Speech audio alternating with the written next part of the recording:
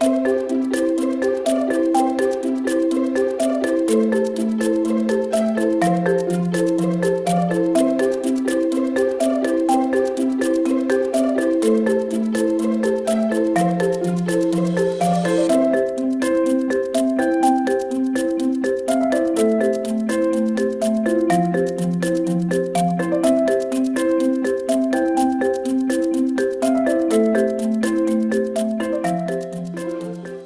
tal?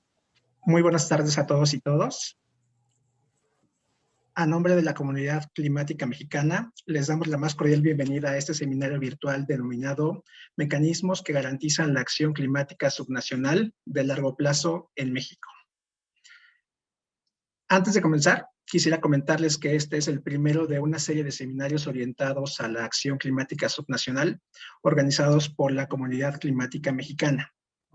La Comunidad Climática Mexicana es una iniciativa de la Asociación Nacional de Autoridades Ambientales Estatales, la ANAE, la Iniciativa Climática de México, ICM, y el Instituto de Recursos Mundiales México, WRI, que busca acelerar la acción climática de los gobiernos subnacionales en línea con la trayectoria de 1.5 de calentamiento global, a través de la consolidación de una comunidad climática que promueva espacios de colaboración como este, de acompañamiento y fortalecimiento de capacidades, todo esto con la finalidad de promover y encaminar esfuerzos hacia el desarrollo sustentable, resiliente y de bajo carbono. Mi nombre es Saúl Pereira, soy coordinador senior de acción climática en WRI México y tendré el gusto de ser el moderador de este seminario. Saludo con mucho gusto a las y los participantes que están participando en este seminario y a quienes agradecemos por supuesto su presencia, pero sobre todo su disposición para poder compartirnos un poco del trabajo que se realiza en cada una de sus dependencias e instituciones. Creemos que este ejercicio será de mucho valor, no solamente para compartir esta información, sino también para crear justamente estas sinergias con algún otro actor, estado, municipio, etcétera. Tenemos el gusto de contar con la participación de Sofía Hernández Morales, directora ejecutiva de Protección y Gestión Ambiental de la Secretaría de Medio Ambiente y Desarrollo Territorial del Gobierno del Estado de Jalisco. Un gusto, Sofía.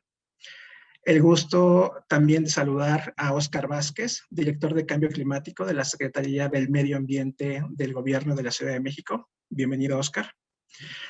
Jorge Villarreal, director de Política Climática de la Iniciativa Climática de México. Bienvenido. Y Andrés Flores, director de Cambio Climático y Energía del Instituto de Recursos Mundiales, WRI México. Saludo también con muchísimo gusto a las más de, si no me equivoco, 100 personas que ya están conectadas por ahora en la plataforma Zoom. Y antes de iniciar formalmente esta sesión, quisiera platicarles y comentarles un poco la dinámica de la misma. Escucharemos a las y los participantes, quienes prepararon intervenciones de aproximadamente 10 minutos cada uno, y al final de estas 4 presentaciones abriremos una sesión de preguntas y respuestas sobre las iniciativas y la información que amablemente nos presentarán. Conforme avancen las presentaciones, ustedes van a poder ir escribiendo sus preguntas o comentarios utilizando la función de preguntas que está en el icono inferior de su pantalla, icono inferior derecho de su pantalla. Ahí con mucho gusto vamos a estar revisando, viendo las preguntas y compartiéndolas justamente con los panelistas. Al final vamos a compartir estas preguntas para que entonces los panelistas puedan irlas contestando y también les aviso que esta sesión va a ser grabada.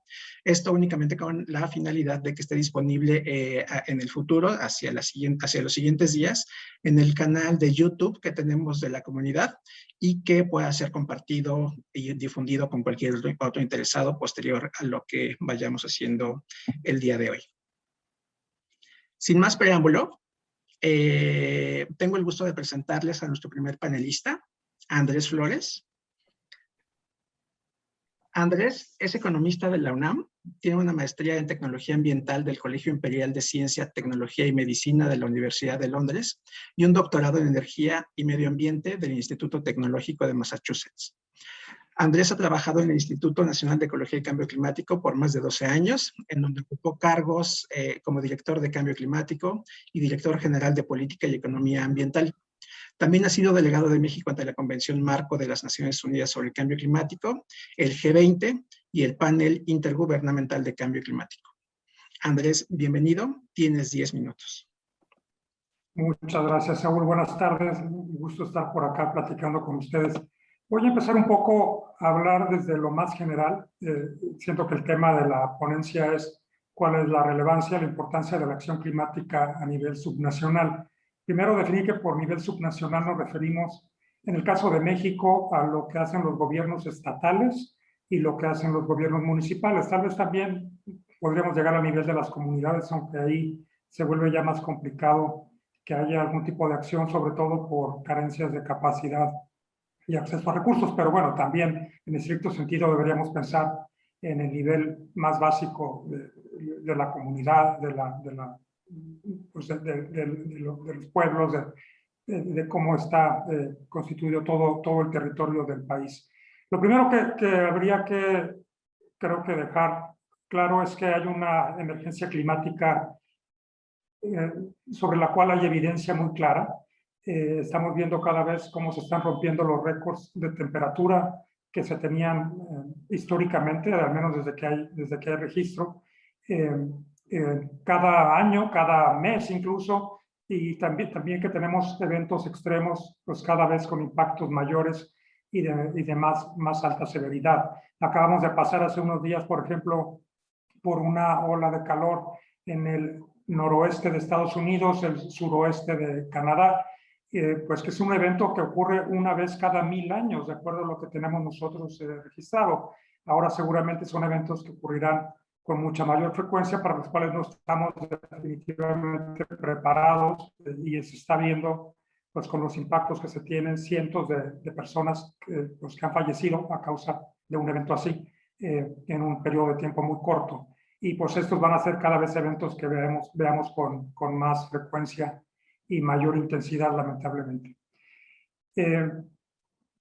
Ahora, lo que está puesto en la mesa por parte de los gobiernos nacionales, que son quienes se sientan a negociar en la Convención Marco de Cambio Climático, por ejemplo, y en otros foros de negociación, pues está todavía lejos de llevarnos a resolver este problema del cambio climático. Si sumamos las metas que están comprometiendo todos los países, 197 países creo que son ya en la Convención de Cambio Climático, pues estamos en ruta hacia 2.4 grados centígrados de calentamiento global en los próximos años, seguramente para fines de este siglo. Ahora, eso es asumiendo que se cumplen las metas que están puestas ahí. Seguramente habrá muchos países que pusieron metas que son pues más bien una manifestación de una ambición, de una aspiración, pero no necesariamente los medios para cumplirlas. Entonces seguro estamos yendo hacia más bien 3 grados centígrados, incluso más de calentamiento. La meta del Acuerdo de París es 2 grados centígrados como mínimo, y hay una meta aspiracional de 1.5 grados centígrados. Ya se ve muy difícil que se cumpla, pero es una meta que pues, fue empujada por muchos países, incluido México, porque más allá de 1.5 grados centígrados de calentamiento implican para el planeta y la sociedad y los ecosistemas los cambios que son muy difíciles de sobrevivir en algunos casos. Hay más de 1 millón de especies amenazadas, de acuerdo a la Convención sobre Diversidad Biológica, en buena medida por cambio climático, y por la adaptación no puede ir tan rápido como para sobrevivir en buena medida a un cambio tan drástico en un plazo de tiempo tan corto. Habrá pues muchas poblaciones, comunidades, grupos que estarán pues, altamente impactados. Por esta razón, por lo rápido que estamos yendo en el calentamiento del planeta, ya con más de 1 grado centígrado registrado, ya eso no es proyectado, ya está documentado y está ocurriendo cada vez más rápido, porque los países no están haciendo lo suficiente por muchas razones. Yo creo que por esas 2 razones es por las que se justifica en primera instancia pues, la acción de los gobiernos subnacionales. Hace falta, y sin ellos no podemos lograr estas metas que se están planteando a escala global. Pero además pues tendrá muchos beneficios. Ahorita vamos a hablar un poco más sobre ello. hay oportunidades que tienen que ver con lo que las ciudades puedan hacer, pues por los cobeneficios que se pueden generar por la acción climática. No es solamente cumplir con una meta global, un compromiso, digamos, ético con el planeta. A veces eso cae fuera del mandato incluso de los gobernadores o de los alcaldes, pero también hay, pues porque acciones de este tipo tienen cobeneficios, les llamamos acá técnicamente, pues beneficios asociados de mucho más corto plazo, de mucho más impacto local, que van asociados a descarbonizar la economía y a volvernos más resilientes. Nosotros tenemos algunos reportes que hablan pues, de miles de millones de dólares en la oportunidad económica alrededor de la acción climática, por ejemplo, al invertir en un transporte más limpio, en descarbonizar la energía, por ejemplo, volver nuestro consumo energético más limpio, más renovable, en medidas de eficiencia energética, en medidas de cambios de usos de suelo, evitar la deforestación, reforestar incluso y forestar ciudades. Estas cosas pues tienen beneficios locales inmediatos y beneficios pues que son cuantificables muy rápidamente en mejoras en bienestar, pero también mejoras en el aire que respiramos y con eso pues, salvar vidas en cierta medida, ¿no? También estas cosas pues están asociadas a la acción climática.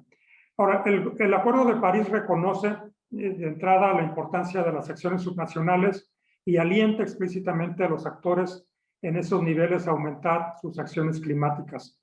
Hay un espacio, no están sentados, yo decía, se sientan los representantes del gobierno federal. Normalmente en las negociaciones son los representantes de los países los que están ahí sentados a tomar decisiones, pero hay espacios cada vez mayores para gobiernos subnacionales.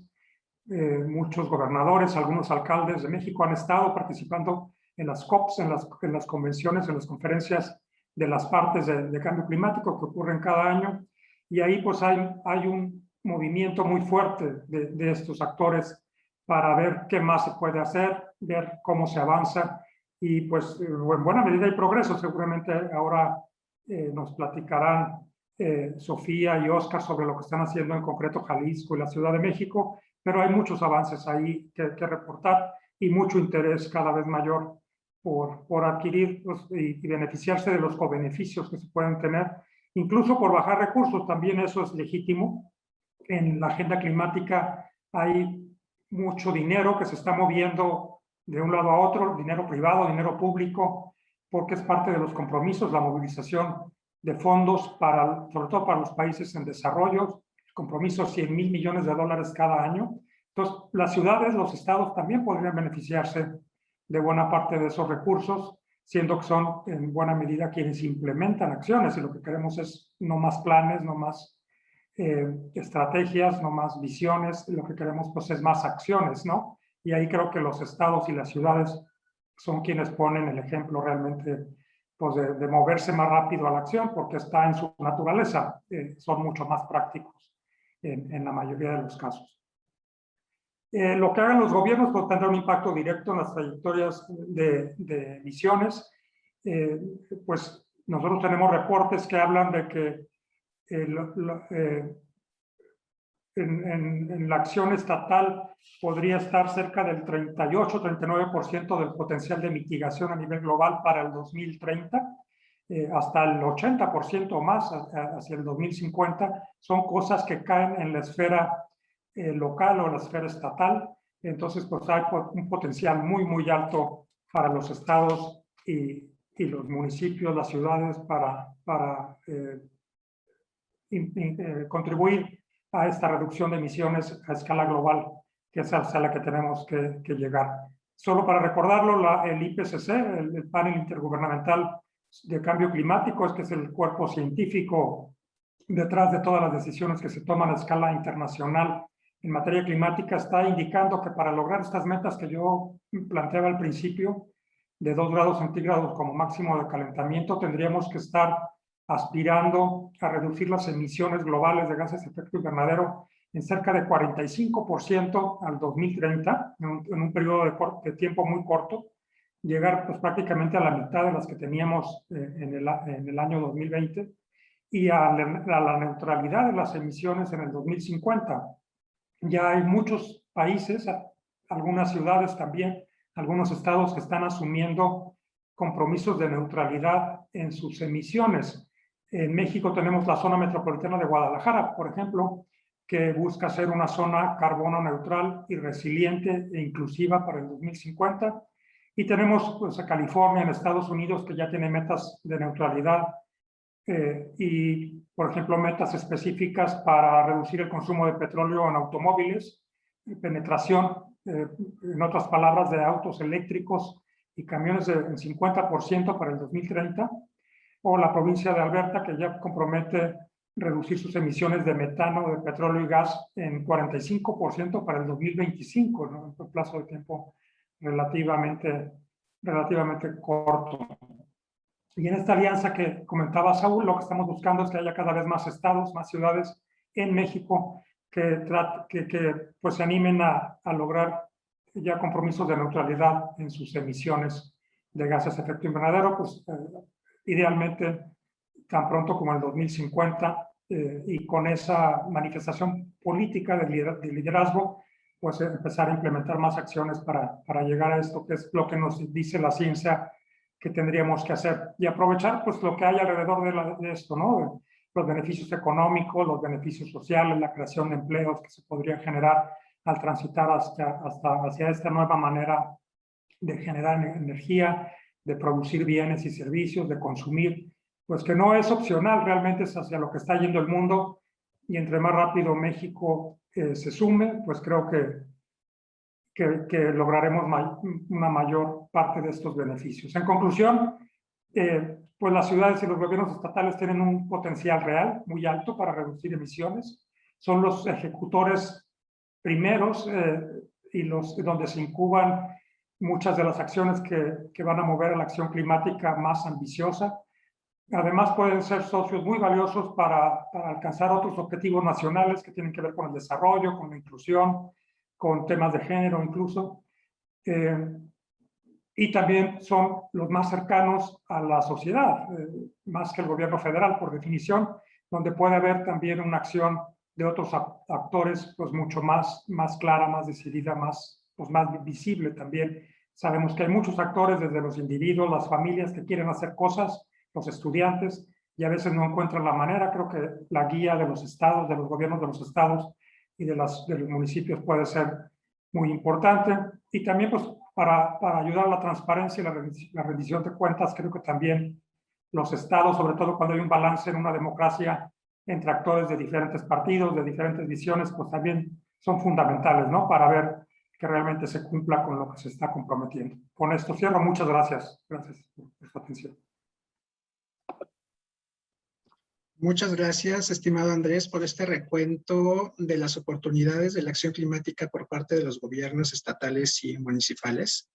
Creemos que como sucede a nivel global, hay una gran oportunidad para hacer diferentes cosas, y que mejor en donde el territorio mismo lo exige y en donde suceden muchas de las cosas y se implementan muchas de las cosas en términos de política.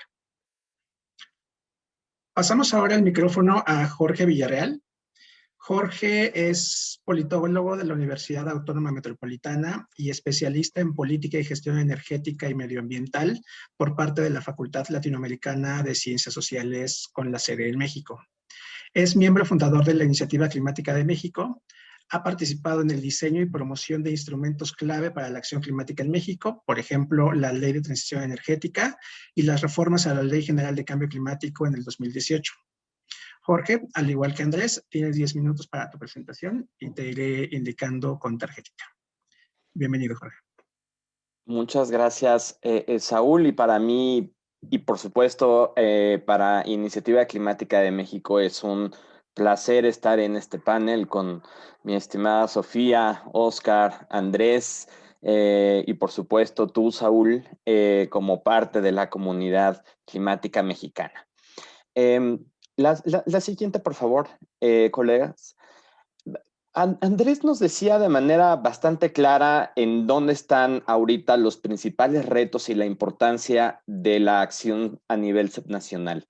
no solamente de los estados, sino también de los municipios, obviamente considerando las diferencias en cuanto a la capacidad de ejecución de ciertas políticas, las facultades legales, regulatorias, etcétera, pero digamos la responsabilidad es compartida y al final el impacto del calentamiento global, de la crisis climática que ya estamos identificando y sufriendo, viviendo, como ya nos recordaba hace unos momentos Andrés, pues nos afecta a todas y todos independientemente de qué nivel de gobierno nosotros queramos definir.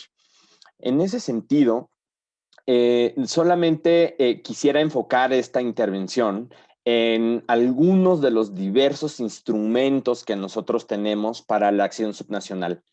Andrés hace unos momentos nos decía con mucha claridad el rol tan importante que tienen los gobiernos locales, estatales y municipales, puesto que el Acuerdo de París, que establece estas metas de cambio climático de largo plazo en materia de reducción de emisiones, de generar una mayor resiliencia y también de movilizar mayor financiamiento climático, tiene una estructura de abajo hacia arriba y por lo tanto son los sujetos y en este caso los gobiernos locales quienes tienen una importancia muy relevante en poder construir desde esta lógica de abajo hacia arriba una mayor acción climática que no solamente garantice una implementación efectiva, sino también que garantice las condiciones para incrementar la ambición. Para incrementar la ambición frente a este reto que ya nos mencionaba también mi colega hace unos momentos, no estamos en la trayectoria, nos decía Andrés, estamos en una trayectoria cumpliendo las NDCs en ese supuesto por arriba de los 2 grados y para estar en el ámbito seguro de la ciencia, que es el 1.5 grados, que se ve cada vez más complicado, tenemos todavía una brecha importante de emisiones, una gran tarea que poder cubrir. Esa brecha es alrededor de 20 o 24 gigatoneladas de gases de efecto invernadero, de CO2 equivalente, adicionales a los esfuerzos de la NDC, en el supuesto de que se cumplan las NDCs. ¿Esto qué significa? Pues es un montón. Las emisiones, por ejemplo, de Estados Unidos son alrededor de 7 gigatoneladas o las emisiones de la Unión Europea son 1 gigatonelada del sector transporte, incluyendo aviación, marítimo y terrestre. Es decir, la dimensión adicional al cumplimiento de las NDCs para poder estar en este lugar seguro es muchísimo. Y por lo tanto, la siguiente, por favor, colegas, necesitamos cada vez más instrumentos de política, de planeación de política pública que nos lleven a tener certeza, transparencia y claridad en cómo trazar las rutas para poder atender la crisis climática y a partir de eso asegurar los mecanismos y las acciones efectivas de implementación. Hay diversos mecanismos y diversos instrumentos para la planeación y la acción climática de mediano y largo plazo. En materia de adaptación hay una diversidad importante partiendo de los estudios, de los escenarios climáticos, de análisis de riesgos, etcétera. En materia de descarbonización, de mitigación de gases de efecto invernadero tenemos otros. Yo voy a puntualizar 2 para identificar cómo con estos instrumentos pasamos del problema, identificamos cuál es el reto, aterrizamos de manera técnicamente bastante robusta y a partir de ahí generamos las acciones en una planeación adecuada, costo efectiva de la acción climática a nivel subnacional. Un elemento fundamental para ello es identificar el presupuesto de carbono. El presupuesto de carbono es uno de varios elementos y de varios instrumentos que tenemos para la planeación climática. El presupuesto de carbono nos proporciona una referencia para la planeación y para, por supuesto, incrementar o definir cuál es el reto para cerrar la brecha de emisiones en un escenario de 1.5. ¿Qué es un presupuesto de carbono? Son las toneladas disponibles que tiene una economía, que tiene un estado, que tiene un municipio, para poder estar adentro de la trayectoria de emisiones de gases de efecto invernadero que contribuyan al esfuerzo global para no sobrepasar justamente la temperatura promedio de la Tierra en esos niveles o más allá del 1.5 grados centígrados. Nosotros hemos identificado, en México tenemos un presupuesto de carbono que sirve como una referencia. Obviamente, ningún dato es por sí solo el que nos ofrece la claridad absoluta de hacia dónde transitar, pero sí nos da elementos de referencia importantes, y el presupuesto de carbono para México nos dice, evidentemente, que tenemos un papel que jugar, porque nosotros, por ejemplo, para estar en el 1.5 grados centígrados, en ese escenario, en esa trayectoria, solamente podemos emitir 8.9 gigatoneladas adicionales de aquí al 2100. Si nosotros continuamos como país, por ejemplo, con esta tendencia de emisiones de gases de efecto invernadero actual, ese presupuesto de carbono de 8.9 gigatoneladas, considerando que estamos cerca del 0.9 gigatoneladas de emisiones actuales, pues nos los acabaríamos en 10 años, 11 años aproximadamente, y a partir de ahí, pues ya no deberíamos de emitir si queremos contribuir a estos esfuerzos globales. En ese sentido, por ejemplo, nuestras metas de reducción de gases de efecto invernadero, si las queremos poner en esta trayectoria del 1.5 grados centígrados, tienen que ser mucho más ambiciosas para limitar la posibilidad o las emisiones totales que pueda generar México en este sentido. Por ejemplo, nuestras emisiones al 2030 tendrían que ser de menos 55% con respecto a la línea base tendencial, si nosotros queremos estar en ese escenario. Otro valor agregado del presupuesto de carbono no solamente es identificar el volumen de emisiones que nos ha permitido, también nos permite hacer una distribución sectorial y una distribución por tiempo. Y en ese sentido, nosotros, al tener claridad cuánto podemos emitir, cómo lo podemos distribuir y cómo se divide sectorialmente, podemos hacer una planeación mucho más adecuada. La siguiente, por favor, colegas. El presupuesto de carbono no solamente es un instrumento que sirve para identificar el presupuesto global de carbono, que por cierto son 320 gigatoneladas de gases de efecto invernadero de aquí al 2100, que se nos pueden ir bastante rápido, o las 8.9 de México como país. También es un instrumento que nos sirve para identificar a nivel subnacional cuántas toneladas todavía tenemos permitidas, y que eso sea una referencia base para una planeación. Aquí me permití poner como ejemplo, como esta referencia hipotética, pero basada en ciencia, que es el presupuesto de carbono, un ejemplo que a mí me gusta mucho, que es el de la Ciudad de México en su reciente estrategia local de acción climática 2021-2050. Y estimado Oscar, disculpa que estoy referenciando aquí, y espero no dar información que tú vas a exponer en algunos momentos. No me quiero meter al detalle, sino nada más quiero utilizar el ejemplo de la Ciudad de México para visibilizar cómo un instrumento ayuda a la planeación efectiva y por lo tanto a la implementación de la acción climática. Y en este sentido, la Ciudad de México en la estrategia identificó su presupuesto de carbono como referencia, identificó además presupuestos de carbono sexenales, hizo esta distribución en el tiempo, incluso con una distribución administrativa, y además identificó esta distribución sectorial. A partir de una distribución sectorial, nosotros ya de abordar un tema que parece muy abstracto, que es el calentamiento y el 1.5, ahora ya tenemos una herramienta que nos da el detalle de en este sexenio o en tal sexenio, para el sector tal, si nosotros queremos contribuir en un ejercicio de equidad en este escenario de 1.5, pues ya tenemos solamente estas toneladas que podemos emitir. La siguiente, por favor, colegas. Y a partir de ese presupuesto de carbono, como tenemos ya tenemos identificado en cada uno de los diversos sectores, entonces podemos hacer un análisis bastante detallado de cómo se comportan los diversos subsectores dentro de cada sector. Por ejemplo, en el sector de transporte tenemos diversos subsectores, y a partir de ahí podemos identificar cómo se comporta o cómo se verán los viajes, por ejemplo, por tipo de transporte distribuidos para poder estar en un escenario de 1.5. Podemos identificar cuáles son los modos de transporte y hacer una proyección para el comportamiento en este escenario de 1.5.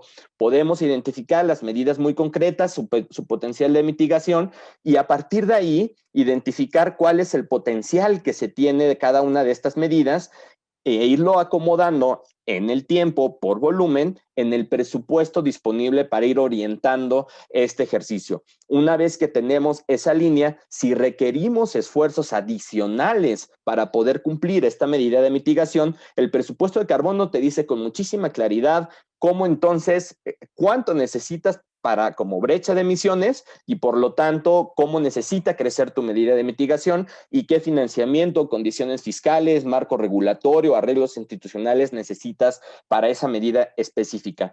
A partir de este análisis muy detallado, muy basado en ciencia, que nos permite identificar metas basadas en ciencia, podemos entonces ya hacer una planeación adecuada de cuáles son las medidas específicas, como también en este caso lo ha hecho la Ciudad de México en su estrategia. La siguiente, por favor, Saúl.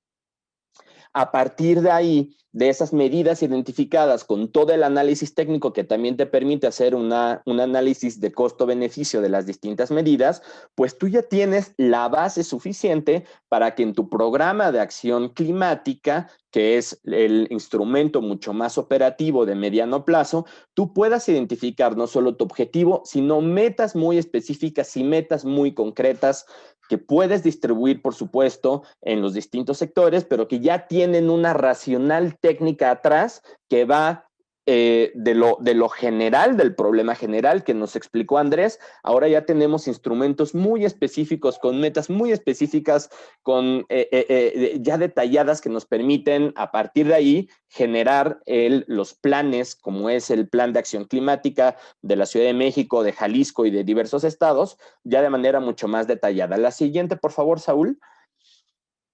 En ese sentido, a partir de ahí, tenemos ya, al identificar las rutas y distribuirlas en el tiempo, las medidas distribuidas en el tiempo, los objetivos distribuidos en el tiempo de reducción de emisiones, eso nos da una ruta de descarbonización, porque además nos está ofreciendo información de cómo se comporta un sector, cómo se comportan las emisiones y cuál va a ser el impacto de las medidas específicas, y podemos hacer una economía de las diversas medidas. Podemos manejar adecuadamente, de forma eficiente, esas medidas y que sean obviamente costo efectivas para el Estado o para el municipio. Entonces, las rutas de descarbonización basadas en presupuesto de carbono o metas basadas en ciencia ayudan a esta planeación muy específica. Y hay una serie de diversos beneficios. Ofrecen herramientas para definir metas basadas en ciencia con un abordaje integral técnico, social y económico. Ofrecen elementos para la planeación de las medidas de mitigación de gases de efecto invernadero de largo plazo y por lo tanto brindan un horizonte temporal. Ya no estamos hablando solamente en abstracto. Es una alternativa a la planeación de corto plazo que tiene además beneficios marginales. Permiten identificar el volumen permitido a nivel estatal y municipal para contribuir a los esfuerzos globales y nacionales de reducción de GEI, como lo vimos hace unos momentos. Ofrecen elementos para trazar objetivos distribuidos en el tiempo por sector y subsector y permiten una distribución más costo-benéfica de las medidas de mitigación en esta descarbonización, y finalmente nos ofrece información necesaria para identificar y habilitar condiciones necesarias fiscales, financieras, económicas, institucionales, legales y sociales. Si no tenemos esa planeación adecuada y esa información basada en ciencia muy concreta y muy clara, va a ser muy difícil determinar entonces cómo construir las condiciones habilitadoras para una mayor ambición y para una implementación efectiva. Yo lo dejo aquí. Hay unas láminas posteriores que por supuesto ustedes podrán consultar cuando se socialice las presentaciones sobre algunas de las medidas y prácticas de descarbonización más benéficas que se han identificado en la literatura global. Muchas gracias, colegas. Al contrario, Jorge, gracias a ti por compartirnos esta visión sobre las oportunidades para la mitigación de emisiones, pero hacer énfasis en particular con los beneficios del presupuesto al carbono como este instrumento de planeación climática que te ayuda a, como bien dice la palabra, planear en el mediano y largo plazo actividades y proyectos en el tiempo. Muchísimas gracias. Es momento de pasar de la teoría a la práctica. Y a esto me refiero que a partir de ahorita escucharemos dos casos y experiencias específicas ya prácticas, un poco lo que ahorita ya nos platicaba tanto Andrés como Jorge, de lo que ha avanzado tanto Ciudad de México como Jalisco. En esta ocasión vamos a iniciar con el caso de la Ciudad de México, para lo cual me permito ceder el micrófono a Óscar Vázquez. Óscar Vázquez es ingeniero físico por la Universidad Autónoma Metropolitana, de la que fue nombrado egresado distinguido en el 2019. Tiene estudios de maestría en Ingeniería en Energía por el posgrado de la Facultad de Ingeniería de la UNAM y se ha desempeñado como asesor y como subdirector de Gestión Ambiental y Cambio Climático para la Ciudad de México desde 2006. Ha liderado el diseño y ejecución de la política climática de la Ciudad de México desde su inicio, coordinando la elaboración, seguimiento y evaluación de estrategias y programas de acción climática. Óscar, bienvenido. Al igual que tus predecesores, tienes 10 minutos y te estaré apoyando con el tiempo con estas tarjetitas. Bienvenido. Muchas gracias. ¿Me escuchan bien? Sí. Bueno, pues voy a hablar de la experiencia que ha tenido la Ciudad de México en el trabajo con los instrumentos para la acción climática. La siguiente lámina, por favor. Pues nosotros actualmente contamos con la Estrategia Local de Acción Climática con un horizonte 2150 y con el Programa de Acción Climática de la Ciudad de México con un horizonte 2130. En la estrategia hacemos el análisis de largo plazo, se hace uso de muchos insumos que son indispensables para la construcción de esta clase de instrumentos y ahí podríamos compartir la experiencia en temas como elaboración de inventarios. Lo que no se mide no se puede controlar. Tenemos que tener el detalle de cuáles son las fuentes de emisión, lo más fino posible, a fin de contar con instrumentos que nos permitan diagnosticar y en función de eso dar tiros de precisión hacia dónde nosotros queremos orientar la mitigación de emisiones. Pero no solamente en términos de emisiones, también en términos de la adaptación a los efectos del cambio climático, tener una serie de insumos de cómo nos está afectando, dónde nos está afectando, qué es lo que ha cambiado en los fenómenos climáticos que nos están rodeando. Y en el caso de la Ciudad de México, como en el caso de muchos gobiernos subnacionales, pues no solamente es el área geográfica propia. Recordemos que, por ejemplo, las fuentes de abastecimiento de agua vienen de zonas lejanas que también están cambiando sus parámetros de lluvia. Está lloviendo en cantidades diferentes y de forma diferente y eso afecta la disponibilidad de lluvia. Ejemplo, si llueve menos, tenemos menos agua disponible, pero si llueve más, también tenemos menos agua disponible porque muchas veces hay que desfogar el exceso de agua para mantener la seguridad de la infraestructura hidráulica. Entonces, este es solo un ejemplo de cómo la adaptación es necesaria, los estudios de impacto del cambio climático. En otras muchas áreas que tenemos los diagnósticos, por ejemplo, cómo están llegando las enfermedades a la Ciudad de México. Hablo de enfermedades tropicales, dengue, chikungunya, fiebre amarilla. Ya el futuro nos dirá si esta pandemia que estamos viviendo tuvo algo que ver con los cambios de temperatura y humedad que se están dando en el mundo. Yo me atrevo a decir que si los microbios son sensibles a la temperatura y la humedad, algo hay. Bien, pero todo este trabajo pues necesita una orientación estratégica, una orientación de largo plazo. Debe ser ambiciosa y, como ya decía Jorge, basada en la ciencia. Nosotros hemos alineado nuestro programa y nuestra estrategia con los objetivos del Acuerdo de París y los objetivos del desarrollo sustentable de la Agenda 2030. La siguiente, por favor. Esta lámina ya la presentó Jorge. Muchas gracias por ahorrarme parte de la explicación, pero creo que hay algunos elementos importantes que mencionar, que es cómo el presupuesto de carbono va, en el caso de la Ciudad de México, cambiando a lo largo del tiempo, ¿no?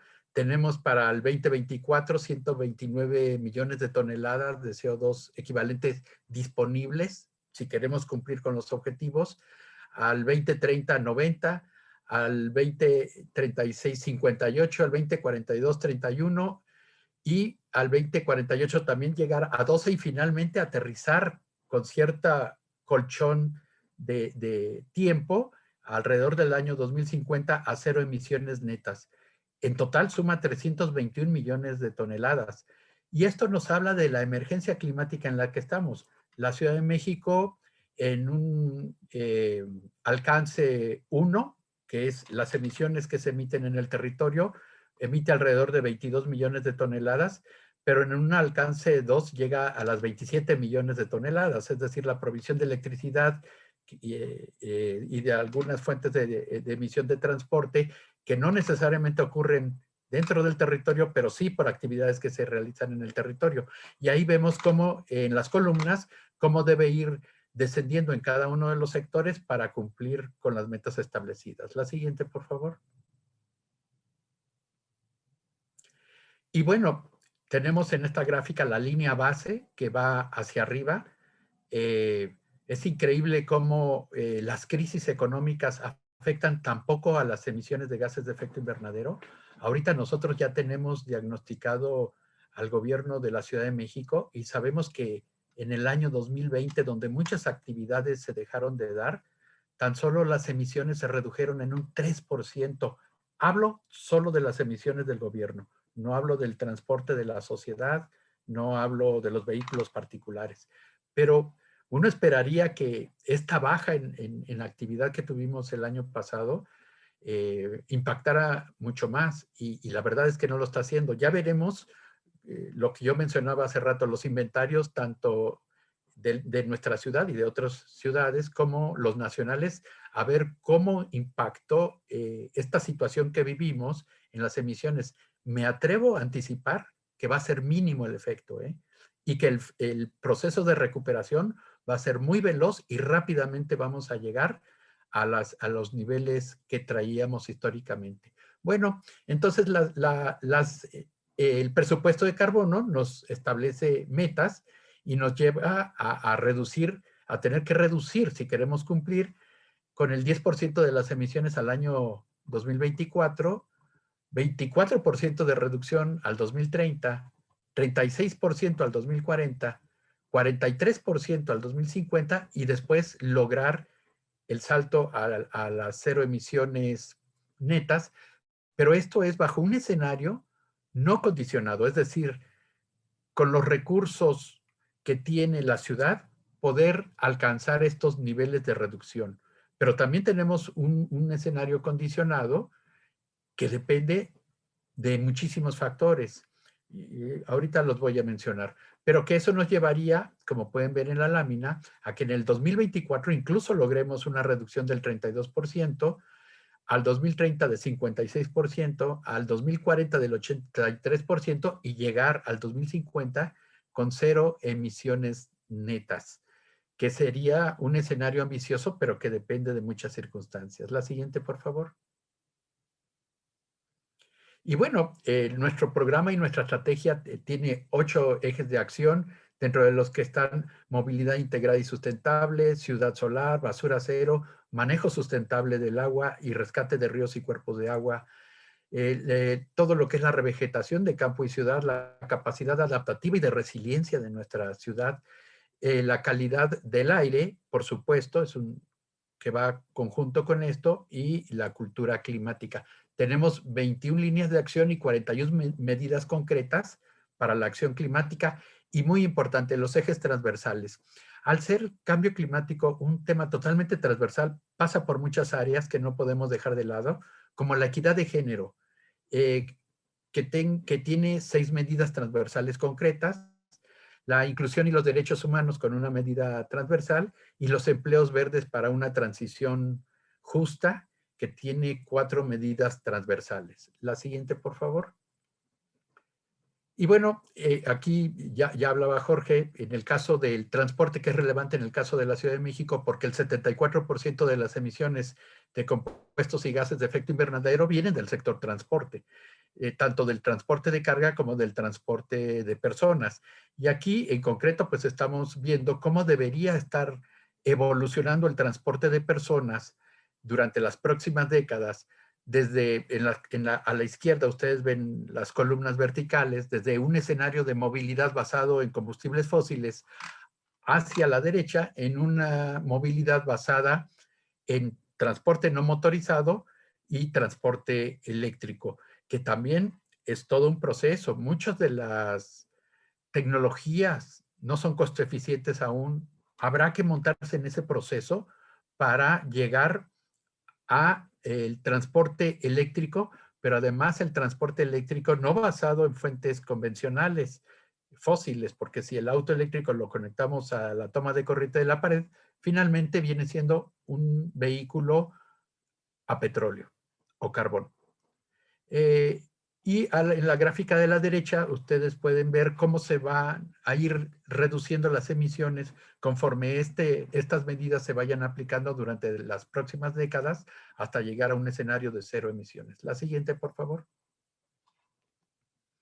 Pero bueno, hay condiciones habilitadoras. La mesa no está puesta, la tenemos que construir. Y aquí hace falta una gestión pública coordinada. Nosotros hemos avanzado en este tema. Tenemos la Comisión Interinstitucional de Cambio Climático, que nos permite un diálogo horizontal con todas las oficinas del gobierno de la Ciudad de México, que es gigantesco y siempre falta coordinación, siempre hace falta este diálogo, pero además con los diferentes niveles de gobierno. Nosotros no podemos avanzar demasiado si no estamos coordinados con nuestros vecinos, con el Estado de México, con el Estado de Morelos, con el Estado de Hidalgo, etcétera, pero también con la Federación. Eso es vital, no llegaríamos demasiado lejos, sobre todo en el escenario real, que es el actual, de que pues la política de abastecimiento de energéticos y de electricidad no depende de la Ciudad de México, sino que viene de la Federación, y de ahí que requerimos una gran coordinación con ellos. El marco legal e institucional de mayor alcance, por supuesto, aquí hemos avanzado con la construcción y actualización de nuestra ley de cambio climático y de adaptación al cambio climático, que ha sufrido una adaptación constante y que ahorita ya rescata varios de los compromisos que se han planteado para el Acuerdo de París. La acción climática participativa, no podemos avanzar mientras el nivel de desigualdad esté presente en nuestra sociedad. Recordemos que los científicos nos han mostrado que el cambio climático no impacta de manera igual en los hogares, en la población, ni por nivel socioeconómico, ni por género. Entonces, es un tema complejo en donde debemos avanzar. La transparencia climática y rendición de cuentas, bueno, pues nosotros hemos construido un sistema MMRB que nos permite hacer un seguimiento constante, hacer reportes, tener verificaciones externas de que estamos diciendo la verdad y de que nuestros datos son fidedignos, y con esto construir esta rendición de cuentas. Y el tema de los temas, creo yo, que es el financiamiento climático. Todas las demás condiciones habilitadoras se van a estrellar contra la pared si no tenemos financiamiento climático. Y aunque es cierto que hay muchos recursos circulando en el mundo, la verdad es que se requiere un esfuerzo mayor para volverlos más expeditos, más accesibles a los diferentes niveles de gobierno. Pongo un ejemplo del Fondo Verde Climático Mundial. Los tiempos de gestión de los proyectos típicos para ser sometidos al board del fondo toman de 1 año y medio a 2. Y eso al final de los 2 años o el año y medio, esperando que lo aprueben. Entonces, son demasiado largos. Entendemos que debe haber cuidado en la asignación de estos recursos, pero allí hay un cuello de botella que hay que resolver. Y bueno, pues es todo por mi parte. Muchas gracias a todos.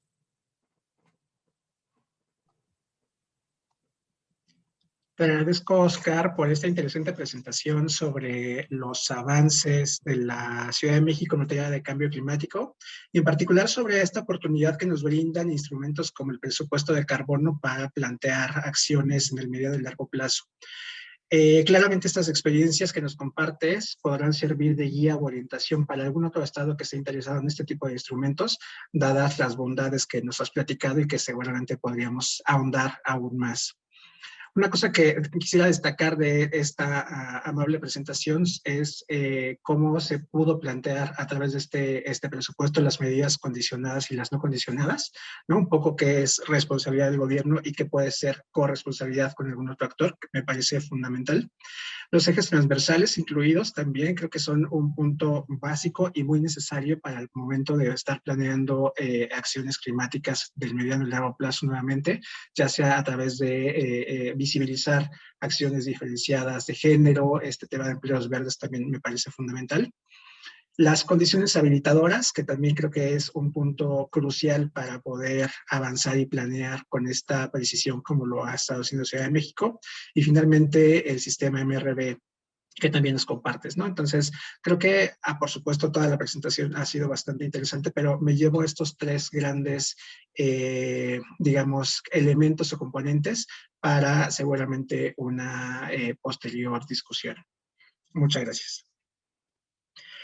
Para continuar con esta ronda de presentaciones y pensando en lo que les decía hace un momento de pasar hacia lo práctico, me da mucho gusto saludarle y darle la palabra a Sofía Hernández.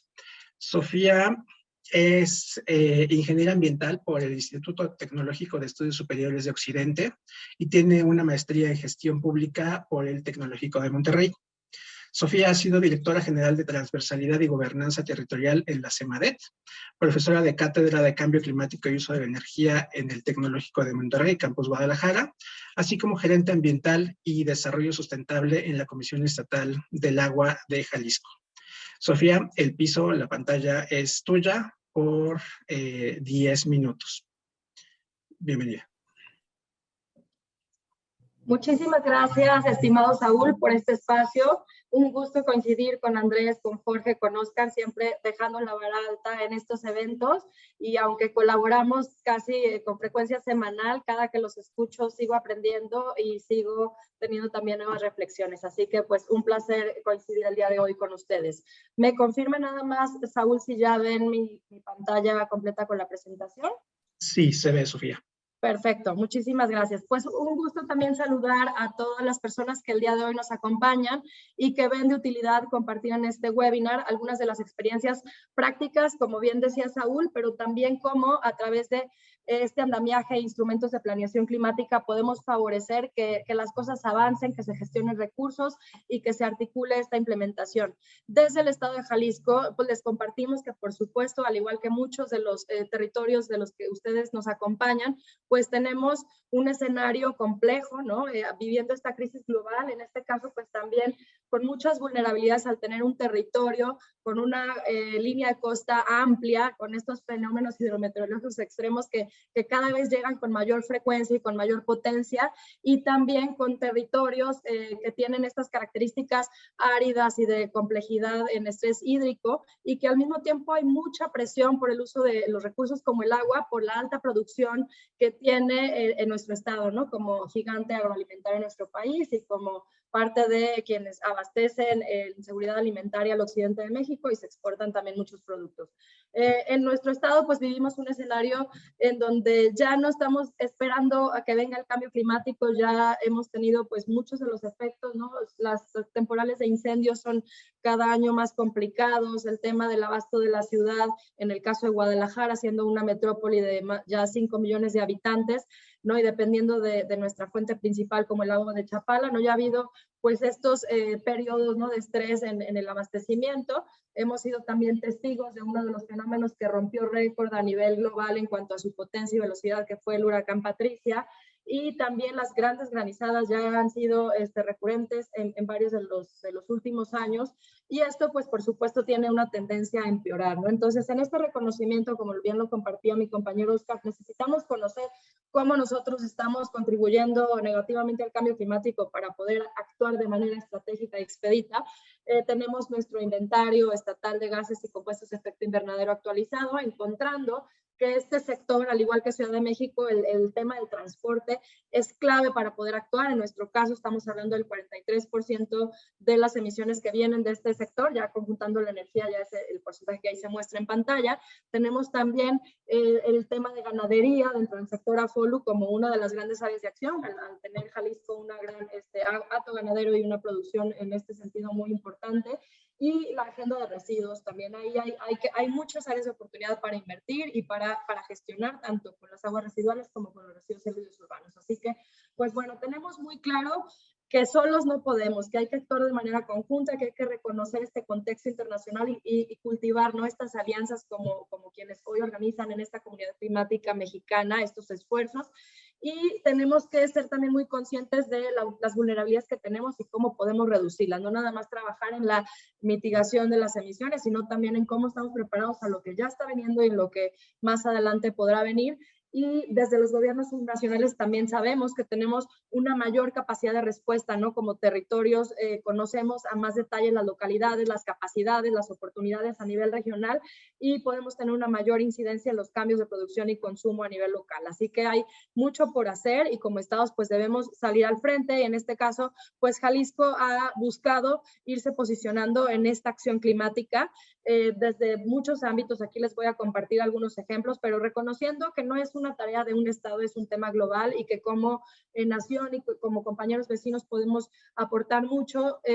Nos sumamos al lanzamiento de la Alianza de Gobernadores Mexicanos por el Clima y a esta comunidad climática mexicana que hoy hospeda este importante evento que será el primero de muchos esfuerzos que están articulando nuestros compañeros de las alianzas internacionales. Y bueno, también con acciones muy concretas, como bien decía Saúl y como Andrés Flores lo decía al principio, debemos pasar ya a la acción. Y entonces, ¿qué estamos haciendo? Algunos ejemplos, un posicionamiento muy contundente de esta administración fue: aquí no va a haber termoeléctricas, estamos pensando solo en energías renovables, reconociendo que el tema territorial y lo que les compartía de como Jalisco gigante agroalimentario, hay mucho que hacer en tema de limitar los cambios de uso de suelo en terrenos forestales y de manera particular el agave es uno de los grandes motores de deforestación, así que desde el inicio de la administración nos acercamos con las autoridades en la materia. Con el Consejo Regulador del Tequila se firmó un convenio en donde se da pie a esta iniciativa de tequila libre de deforestación, en donde se asegura, ya este año se lanzó el protocolo con los polígonos específicos en donde ya se tiene identificado cuáles territorios tienen en este momento cobertura forestal y que si en un momento dado hay un agave que se registra en el Consejo Regulador que viene de esos territorios, no se le da el registro y entonces no puede tener esta denominación de origen y ya no es tequila en sí mismo. Entonces, pues se puede controlar de manera muy contundente con este consejo el que todo el agave que llega a la producción del tequila sea libre de deforestación y ya estamos en la implementación de esta política que ha sido pues de mucho interés a nivel internacional. También estamos pues trabajando mucho en aumentar la superficie de áreas de conservación y dando también una diversificación en cómo trabajamos y conservamos nuestras áreas con nuevas políticas y con este reconocimiento de un tema más haciendo el mix, ¿no?, de la parte productiva, pero con la conservación, con los paisajes bioculturales, las ADBCs, entre muchos otros mecanismos, y sumándonos a esta propuesta de conocer estos instrumentos, a través de estos instrumentos innovadores que es el presupuesto de carbono y las rutas que ya nos compartían tanto Jorge como Oscar esta mañana. También Jalisco está en ruta para tener estos instrumentos este año. Y bueno, tenemos un marco de acción en donde pues nos adherimos a todos los compromisos internacionales, buscamos que nuestros instrumentos estén alineados a esos compromisos, ¿no? A buscar estar en ruta de 1.5 grados, buscar la carbono neutralidad hacia el 2050, buscar tener esta visión integral de las políticas ambientales y climáticas hacia toda la Agenda 2030 y no nada más a esta parte particular de la agenda climática. Y bueno, trabajamos entonces en el desarrollo de un instrumento rector de la política estatal, que es la Estrategia Estatal de Cambio Climático, que da estas visiones al 2024, 2030 y 2050, y también un instrumento programático que diga de manera muy concreta en esta administración qué vamos a hacer, cuánto va a costar, cuántas emisiones se va a lograr mitigar, etcétera. Entonces, ese es el Programa Estatal de Cambio Climático y estamos en desarrollo de los otros que vienen en el esquema. Tenemos un avance también muy importante en la instrumentación a nivel regional o local, con avance de más del 60% de nuestros municipios con un programa municipal de cambio climático y con los programas regionales y el programa metropolitano para el área metropolitana de Guadalajara. Entonces, pues hay un avance importante. Trabajamos de la mano también con otros gobiernos subnacionales en la Asociación Nacional de Autoridades Ambientales Estatales, la Alianza Centro-Bajo Occidente y otras más en esta comunidad climática mexicana de manera muy particular y con mucha intensidad. De la mano con el sector privado, así como les compartía la iniciativa del tequila, tenemos muchas otras y hay mucho interés de las cámaras y asociaciones de más gremios en Jalisco de trabajar de la mano para esta sustentabilidad y acciones climáticamente inteligentes. Y bueno, tenemos un esquema de mecanismos intermunicipales que nos ha favorecido el facilitar la implementación, que es lo que bien decía Andrés, es lo que urge, tenemos que actuar ya, no nos debemos quedar en la parte de planeación, y entonces ellos ya con sus programas saben de manera muy concreta qué pueden lograr en un determinado año, ejercicio fiscal, y tienen ya priorización en estas acciones que ya tenían identificadas y programadas, y van avanzando exitosamente en la implementación. Tenemos unas de las intermunicipalidades se dedican de manera específica a la gestión de los residuos, pero todo el territorio de Jalisco está cubierto ya con estas intermunicipalidades que ven la agenda ambiental de manera integral, y en el caso de Guadalajara con el IMEPLAN, que tiene aún pues mucho más capacidades técnicas y financieras para articular la agenda en la ciudad.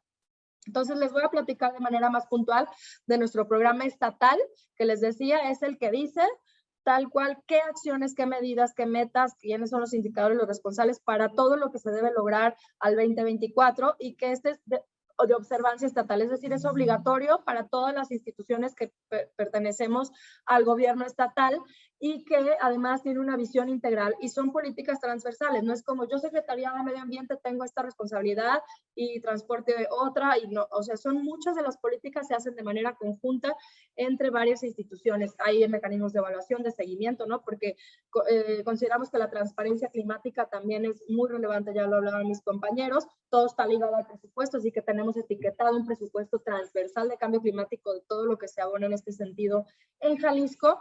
Y bueno, el tema del financiamiento ya lo comentaba también Oscar, lo importante que es entonces el saber, a ver, eso que queremos hacer a 2024, cuánto va a costar, cuánto dinero ya sabemos que podemos tener desde el ejercicio estatal, y entonces cuánto extra tenemos que conseguir y de dónde, identificando esto fondeo, y pues tenemos un trabajo muy importante en ese sentido. Nuestro instrumento de visión de largo plazo es la estrategia estatal, esta también la estamos construyendo y está por lanzarse en próximas semanas. Este es el instrumento rector y contiene componentes, ejes y líneas de acción específicas en varias de las materias, pero a diferencia del programa que hablaba de qué va a hacer el gobierno, este es qué va a hacer el gobierno, pero también qué va a hacer la sociedad, qué va a hacer la academia, qué va a hacer el sector privado y cómo vamos a colaborar todos para avanzar en la acción climática articulada. Y entonces, ¿qué podemos lograr en este sentido en estos 3 periodos que aquí planteo? Y todo en el marco de un desarrollo bajo en carbono.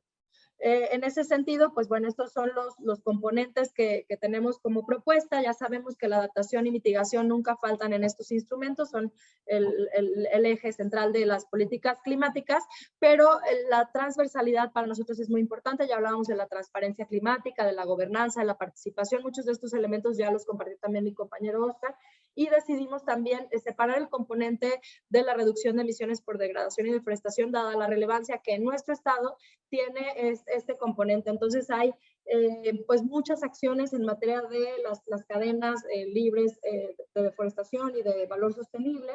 La sustentabilidad en el sector agropecuario es muy relevante para nosotros y por eso tiene como un apartado muy particular.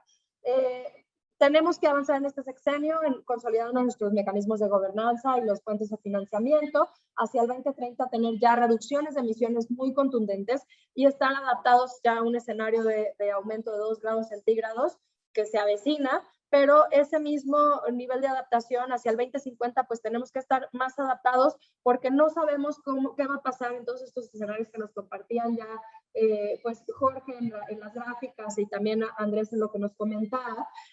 Tenemos que estar adaptados a que pase lo peor y preparados, ¿no? Como sociedades, como infraestructura, como territorios, pero esperamos tener ya una neutralidad en carbono bastante asegurada, muy avanzada, a lo mejor para lograr en esa década de 2050-2060. Y bueno, sabemos que nuestros siguientes pasos es ya la publicación de esta estrategia, del nuevo programa actualizado, que les decía que esto va a estar en unas semanas, y el presupuesto de carbono y las rutas estatales en cosa de algunos meses hacia la COP26. Estamos trabajando también en el impuesto a las emisiones para el estado de Jalisco, el mercado de carbono y más cadenas productivas de valor sostenible son algunas de las acciones. Y para finalizar, pues dejar con una reflexión, ¿no? Hay muchos estados que no tienen todo este andamiaje, toda esta experiencia, pero hay muchas maneras de empezar y hay mucha disponibilidad desde los aliados nacionales e internacionales para articular todo eso. Empezar con un buen diagnóstico, es importante tener este marco legal de base y instrumentos de planeación climática ayuda, pero no quiere decir que tiene que ser ese orden de desarrollo. Creo que en paralelo tener la implementación temprana, como nos decía Andrés, es indispensable, ya no nada más relevante.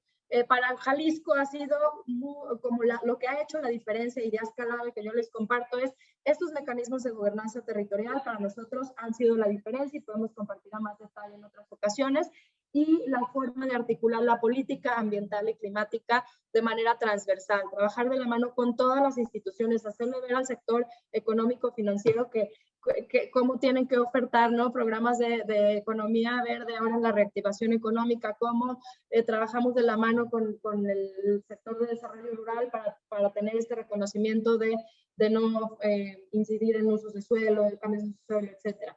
Y pues bueno, todo siempre en este marco de las alianzas para lograr los objetivos, que es parte de lo que en la comunidad climática queremos impulsar y compartir con ustedes. Muchas gracias, Saúl y compañeros. Al contrario, Sofía, gracias a ti por presentarnos esta visión de los trabajos que ha realizado Jalisco sobre los mecanismos que facilitan justamente el avance de una política climática integrada en el mediano plazo. De tu presentación, por supuesto, hay muchísimas cosas interesantes, pero quisiera destacar, por ejemplo, cómo la voluntad política se puede reflejar, por ejemplo, cuando hablan del rechazo a termoeléctricas, la visión transversal al tema del agave y evitar la deforestación. Creo que son dos elementos sectoriales en donde se ve reflejada justamente esta transversalidad de la acción climática. No es desconocido la adhesión de Jalisco a diferentes compromisos internacionales, pero además una cosa que me llamó la atención y que seguramente por ahí podemos crear algún tipo de plática en este momento que pasemos a preguntas y respuestas es la adhesión, o más bien cómo es que se ha logrado que estos 60 municipios, este 60% de los municipios tengan programas de cambio climático, por ejemplo, ¿no? Creo que eso puede ser algo bastante interesante. El tema de la gobernanza multinivel y el etiquetado del presupuesto para cambio climático. Son elementos que, digo, hay muchos más, pero creo que son algunos que quiero destacar y poner sobre la mesa para también los participantes. Y, pues bueno, nuevamente, muchísimas gracias. Hemos escuchado diferentes voces, experiencias y avances de una política subnacional en México. Agradecemos a todos los panelistas por haberse ceñido al tiempo, pero sobre todo a compartirnos esta información que nos parece fundamental.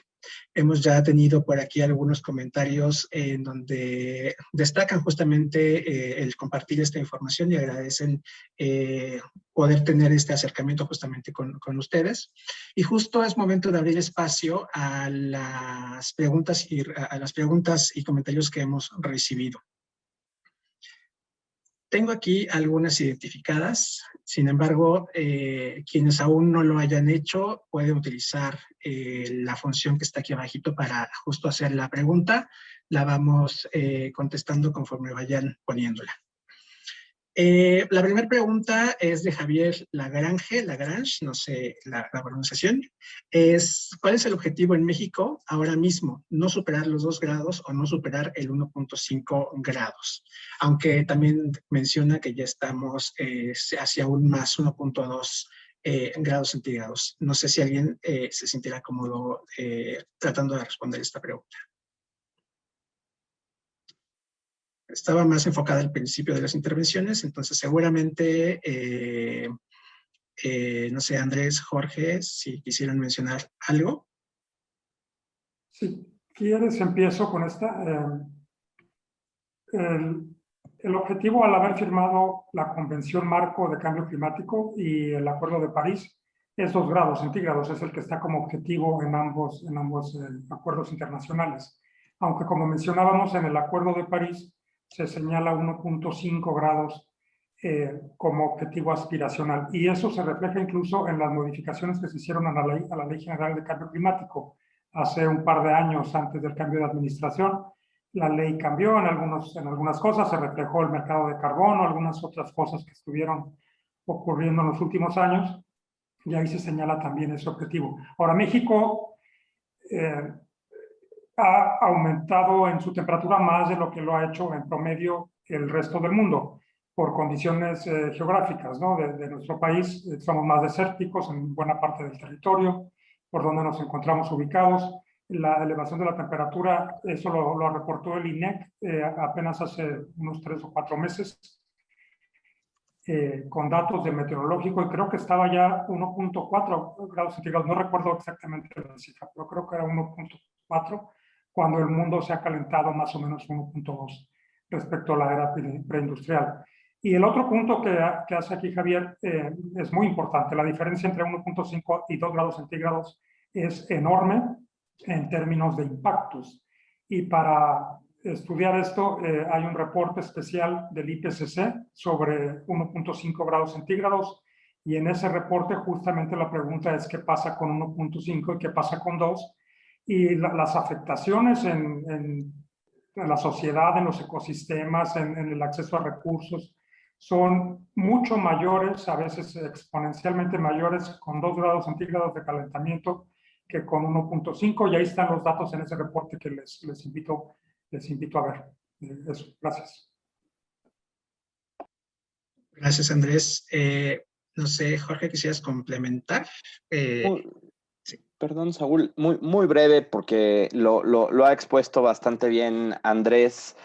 Solo comentar que si nosotros seguimos una trayectoria de emisiones tendencial en México, estaremos en un escenario por arriba. O sea, digamos, si todo el mundo emitiera los niveles de México en un escenario tendencial, la temperatura promedio de la Tierra estaría por arriba de los 3 grados.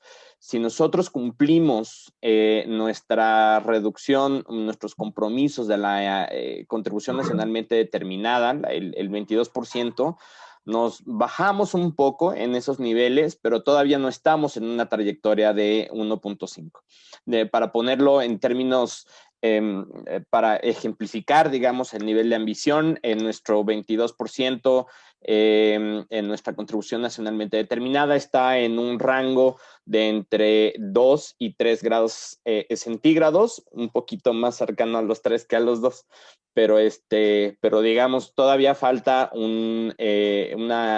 incrementar una emisión de forma importante, pero para eso justo reviste este evento y la comunidad climática mexicana y los casos extraordinarios que hemos escuchado de Jalisco, de Ciudad de México, y que además hay en muchos otros estados que nos están escuchando aquí, Guanajuato, Yucatán, Sonora. No quiero ni siquiera decir algunos porque no los voy a abarcar todos, pero yo creo que este esfuerzo coordinado entre gobiernos estatales, municipios y federación, yo creo que nos va a permitir construir estas condiciones para reducir la brecha necesaria y poder acercarnos a las trayectorias de 1.5. Yo creo que los gobiernos subnacionales, y lo escuchamos ahorita, están tomando la dirección correcta, y eso evidentemente nos fortalece como país. Y como país nos iremos acercando a esa trayectoria 1.5 en la medida en que avancen los gobiernos subnacionales en esta mayor ambición climática que hemos estado escuchando, y por supuesto que no puedo más que felicitar. Gracias, Andrés. Gracias, Jorge. Tenemos otra pregunta de Omar, tanto para Sofía como para Oscar. ¿Qué recomiendan para que municipios con menos capacidades y menos recursos o menos capacidad de recaudación avancen en su acción climática? Bien, gracias. Si quieren que comience, dado que Jalisco es un estado con muchos municipios, aunque ustedes tienen también sus divisiones en la Ciudad de México. Gracias, Saúl. En Jalisco son 125 municipios y los tenemos de todos los tamaños, colores y complejidades económicas, como es la que exponen en su pregunta. Y lo que nos ha funcionado es un acompañamiento muy comprometido desde las instancias estatales, como primer paso, porque el tema de la acción climática sí requiere un fondeo, sí requiere para el diagnóstico, para la planeación y luego para la implementación. Entonces, muchas de las acciones que se están haciendo en los municipios han sido apoyados por el gobierno estatal y ese es el primer paso. Y el segundo es esta visión regional también, tanto de los problemas como de las soluciones o este potencial en la acción climática. Entonces, nosotros decidimos no solamente hacer los programas municipales de cambio climático, sino también tener unos regionales sabiendo precisamente esos retos económicos que tienen y que si se juntan varios pueden hacer frente a estos problemas. Por ejemplo, en la gestión de residuos que les compartía las intermunicipalidades específicas para ellos, los IMARES, hacen frente desde un solo relleno sanitario, un solo sistema de colecta y van metiendo esquemas de circularidad en el sistema, pues lo financian entre varios municipios, pero realmente es uno generalmente el que esté más accesible al centro, el que tiene la infraestructura, pero entonces entre todos lo fondean y el Estado también le pone una parte. Así que pues es eso, es aliarse con los vecinos y lograr también un apoyo de los niveles de gobierno más arriba. Yo complementaría lo que ha dicho Sofía. Me parece que es el primer paso, ¿no? Esta coordinación con los niveles de gobierno, con el gobierno estatal. Y una recomendación también para ampliar capacidades,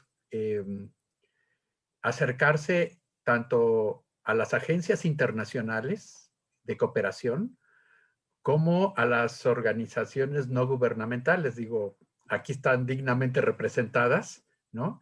Quienes siempre tienen programas, inquietudes, posibilidades de apoyo y que pueden en un momento dado ayudar, ¿no? Con asistencia técnica, a ayudar a encontrar esos caminos para encontrar fondeo, el fondeo que ya mencionaba Sofía, para capacitación, en fin. Entonces, uno puede ser muy creativo en la búsqueda de estas ayudas y si se hace, como también decía Sofía, coordinadamente, ¿no? Por grupos de municipios, mucho mejor. Eso es mucho mejor. Gracias. Gracias, Sofía. Gracias, Oscar. Tenemos otra pregunta en donde nos cuestionan cómo se han implementado las medidas de género en los ejes transversales y de protección. Y también si se ha mencionado algo sobre el acuerdo de Escazú o qué se tendría visualizado. Sobre género, yo pondría un ejemplo. Tenemos varios, pero pondría un ejemplo que es el de el programa de cosecha de agua de lluvia. Al día 30 pasado llevamos instalados en la Ciudad de México algo así como 23,000, pasados los 23,000 sistemas de captación de agua de lluvia. Y algo que se encontró desde el principio en este programa es que, bueno, la mujer siempre es la que carga con la responsabilidad de quedarse en hogar a esperar el abastecimiento de agua por una pipa, y esto conlleva pérdidas de oportunidades de empleo, de educación, de ingresos, etcétera, etcétera. Y al instalar los sistemas de captación de agua de lluvia, pues resulta que seguía siendo la mujer la responsable de la operación y el mantenimiento del sistema de agua de lluvia. Entonces aquí se ha trabajado en el tema de que no sea solo la mujer, ¿no? Sino que es una responsabilidad familiar y que todos tienen un papel que jugar ahí. Este es solo por poner un ejemplo. Hay muchos más ejemplos que se podrían poner, pero creo que es una buena práctica que estamos llevando a cabo, tenerlo en el centro de la acción. Otro punto también sobre género. Algo que hemos aprendido también es que no podemos tratar por igual a todos.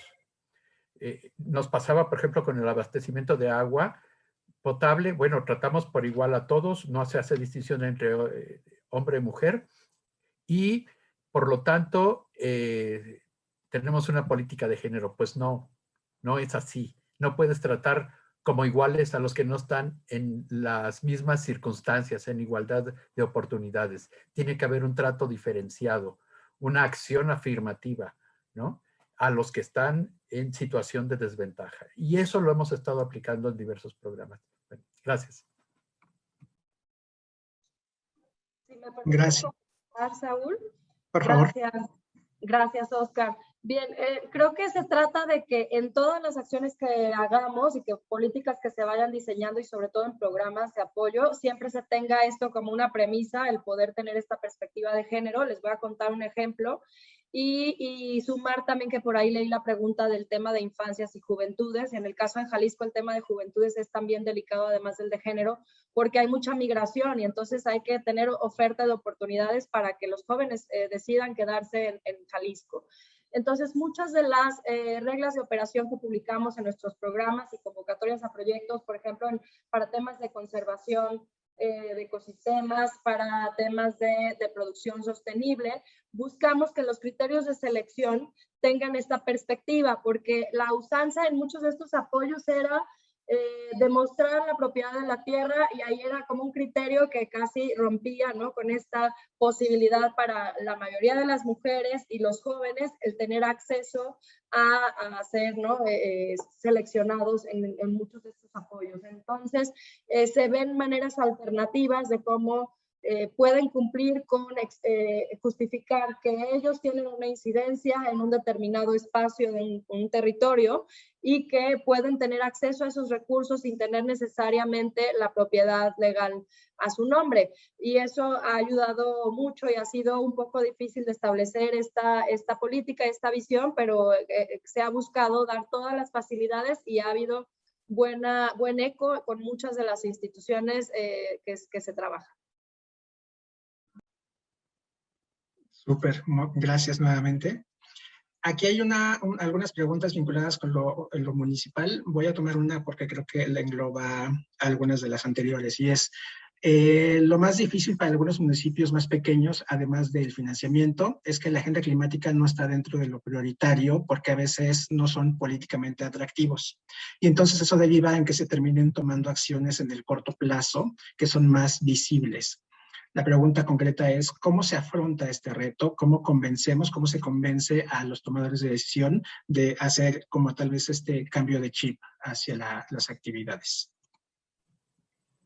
Si me permiten un comentario al respecto, yo creo que más bien en el caso donde no está presente la agenda climática, es que no se han visto las oportunidades de beneficio hacia la población, pero también de lo que pues al tomador de decisiones a veces políticos les interesa. Pueden ser temas que se lleven de la mano. El que no se han dado cuenta del potencial de beneficio al ciudadano de la agenda climática, pero también del potencial político que esto representa. El día que se den cuenta, pues las van a armonizar, porque una cosa no tiene por qué estar peleada con la otra. Y en este sentido, para quienes puedan influir en la toma de decisiones de alto nivel, hay que tener este escenario muy claro. Las dos cosas se pueden dar y con beneficios al medio ambiente y a los ciudadanos sin lugar a dudas. Entonces yo creo que ahí más bien es una labor de mostrar estas posibilidades, de evangelizar en el sentido del medio ambiente y de avanzar. Una cosa no tiene por qué estar peleada con la otra. Gracias. Gracias. No sé si alguien quisiera comentar algo adicional sobre esta pregunta. Gracias, Saúl. Yo coincido completamente con Oscar. O sea, hay una ceguera y no todo el mundo ve este capital político hablando del sector público, pero reconociendo, ¿no?, que la acción climática tiene que ser mucho desde el sector privado también, ver este capital social asociado a las acciones y está incluso beneficio, como ya al hacer el análisis en el mediano plazo realmente hay un beneficio económico también de hacer estas inversiones y asociado a todo el tema de calidad de vida, ¿no?, con los cobeneficios que ya describió en su presentación, Oscar. Gracias. Tenemos una más muy específica de la fecha para publicar la estrategia de cambio climático de Jalisco es muy, muy específica para ti, Sofía. Y hay otra que aprovecho igual tu respuesta. Si se podría compartir alguna experiencia para asegurar el cumplimiento de las acciones, pensando en que teniendo un marco legal, pues claramente eso obliga a que se cumplan, pero ¿cuál es la experiencia en este sentido? Seguro también Oscar podría complementar al respecto. Sí, gracias, Saúl. Bueno, nuestra estrategia estatal de cambio climático está prácticamente lista, pero se ha decidido lanzarla junto con la actualización de nuestro programa estatal de acción ante el cambio climático, que estamos ya en la fase final para poder someter a consulta pública este instrumento que es el PEAC. Estamos pensando que a más tardar en septiembre tiene que ocurrir este lanzamiento de ambos instrumentos, porque sí hay el compromiso de que sea antes de la COP y que podamos llegar ahí, ¿no? Con esto ya listo. Pero en realidad estamos muy avanzados y puede ser que les tengamos la sorpresa de que sea antes de esta fecha. Así que, pero les estaremos comentando vía la comunidad climática para invitarles. Sobre la otra pregunta, ¿me recuerda, Saúl? Sí, que si puedes compartir una experiencia para asegurar el cumplimiento de las acciones planeadas. Ya, cierto, perdón. Bueno, hay muchos mecanismos de transparencia climática. Jalisco tiene su propio sistema para contabilizar el avance. También lo estamos actualizando ahora con el nuevo programa y también somos parte del sistema que a nivel de los gobiernos subnacionales, pero desde la perspectiva nacional se está integrando con apoyo de la cooperación internacional y con la participación de las instancias federales.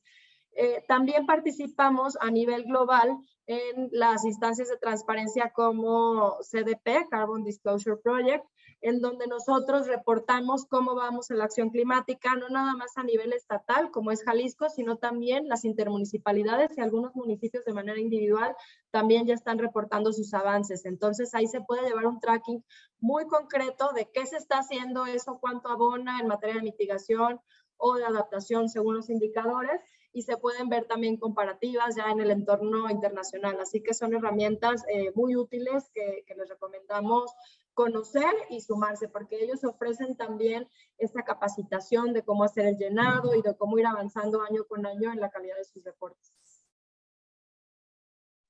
Gracias. Oscar, ¿algo que quisieras comentar? No, pues simplemente mencionar que la ley nos obliga, las actualizaciones que nosotros hemos hecho a la ley de cambio climático de la Ciudad de México tiene muy claro hacia dónde debemos transitar, y además tenemos nuestro sistema de seguimiento en línea que nos permite ver el avance tanto en los procesos como en los impactos de las diferentes acciones, ¿no? Y también pues decir que como todo es público, pues estamos siempre abiertos al escrutinio público. Cuando no cumplamos, pues publicamos nuestros instrumentos y nos pueden venir a reclamar que abandonamos, que no cumplimos, que no llegamos, ¿no? En fin, gracias. Al contrario, estamos casi en el límite del tiempo que se programó para esta sesión. Solo quiero retomar una de las preguntas que están puestas aquí y si les parece damos paso hacia el cierre. Y es una pregunta un poco más enfocada hacia Andrés y Jorge sobre cómo la comunidad climática mexicana puede o piensa influir en las políticas climáticas de la Federación y a su vez de otros gobiernos subnacionales de otros países de la región.